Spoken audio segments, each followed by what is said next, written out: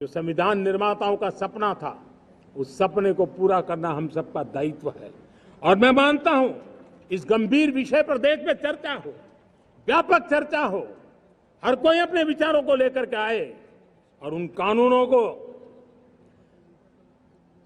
जो कानून धर्म के आधार पर देश को बांटते, जो ऊंच नीच का कारण बन जाते हैं, ऐसे कानूनों को आधुनिक समाज में कोई स्थान नहीं हो सकता है। और इसलिए मैं तो कहूंगा, अब समय की मांग है कि देश में एक सेकुलर सिविल कोड हो।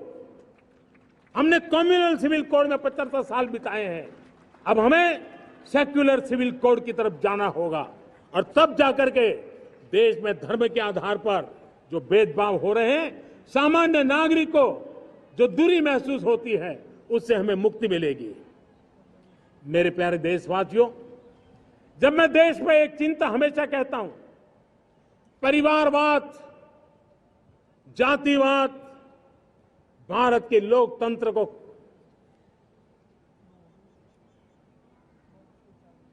बहुत नुकसान कर रहा है।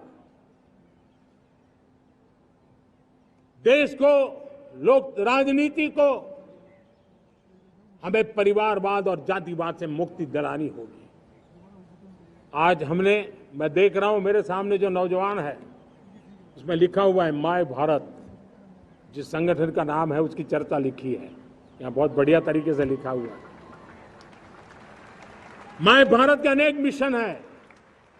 एक मिशन ये भी है कि हम जल्द से जल्द देश में राजनीतिक जीवन में जनप्रतिनिधि के रूप में 1 लाख ऐसे नौजवानों को आगे लाना चाहते हैं।